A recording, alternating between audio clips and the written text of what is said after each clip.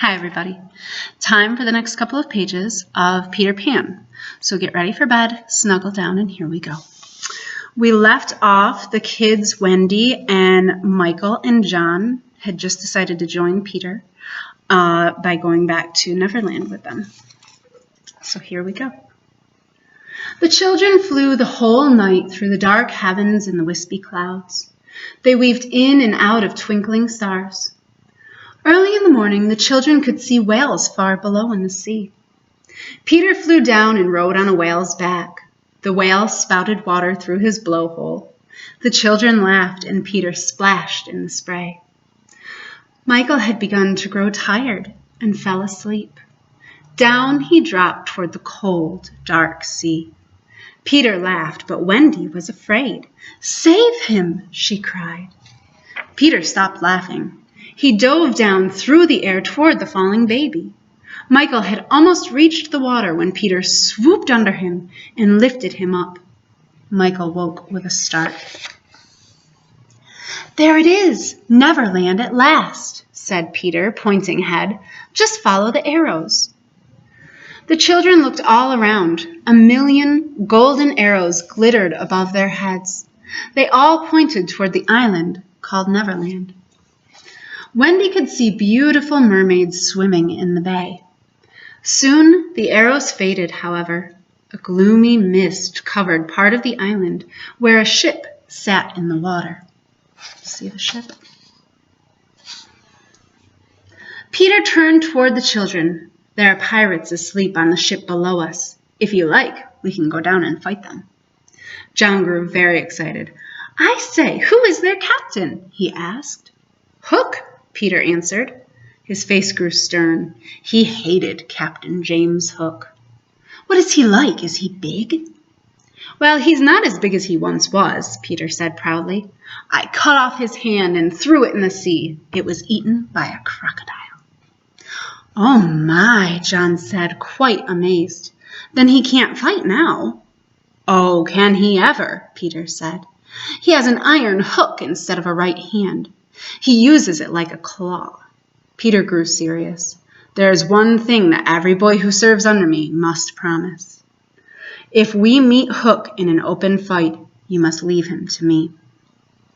The boys quickly agreed. They shook hands. Peter turned to face the bay below and began to fly down toward it. Peter did not know that some of the pirates were still awake. They had seen him in the sky and had pointed their big gun, Long Tom, up at him. Suddenly, the cannon blasted.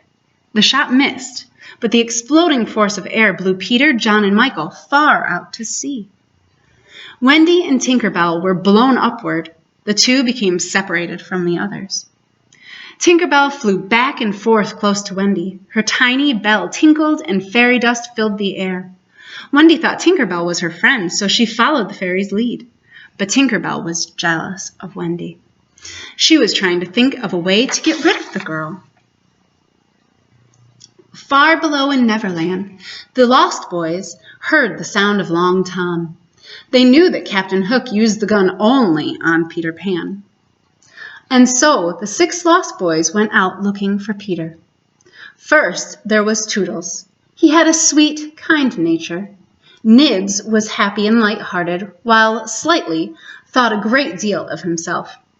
Curly was always in some sort of trouble. And the twins stayed close together. The Indians who lived on the island were also loyal to Peter Pan. Peter had once saved their princess, Tiger Lily, from the evil pirates. When the Indians heard the big gun, they went out searching for the pirates. The pirates, in turn, were out searching for the Lost Boys. Everyone was circling the island, but no one met because they were all going the same way at the same time. Silly. Suddenly, the Lost Boys heard the pirates approach from a distance. As fast as they could, the Lost Boys ran through the forest to the 7 largest trees. Each one had a hole big enough for any of the boys or Peter to slip through. The holes were entrances to the underground home Peter and the Lost Boys shared. Quickly, then, the 6 Lost Boys disappeared down the tree holes. You can see right here. There's one little boy hiding.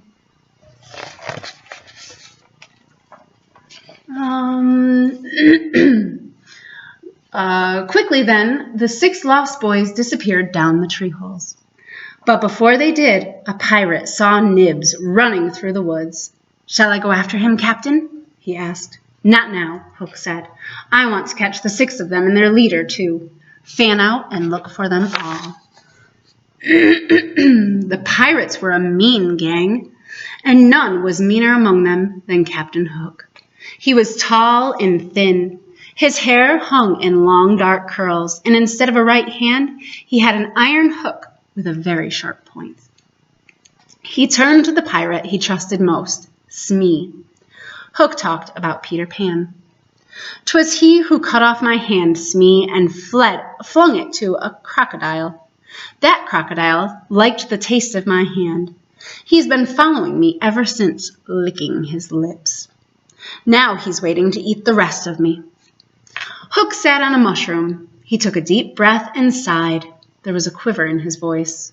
"Smee," he said, "that crocodile would have had me before now, but by a lucky chance it swallowed a clock that goes tick, tick inside it. Whenever it comes close, I hear the tick and run away. Some day," said Smee, "the clock will run down and then he will get you." Hook wetted his lips. "Aye," he said, "that's the fear that haunts me." Hook's seat began to feel warm. He stood up. "Smee, this mushroom is hot." Hook and Smee looked carefully at the large mushroom. There was something strange about it. They stretched their arms around the mushroom and pulled hard. It popped out of the ground with a jolt. Stranger still, smoke began to pour out of the hole in the ground. The pirates looked at each other. "A chimney!" they both exclaimed. Hook put his ear close to the chimney. He could hear children's voices. "Smee, it's the Lost Boys," Hook whispered.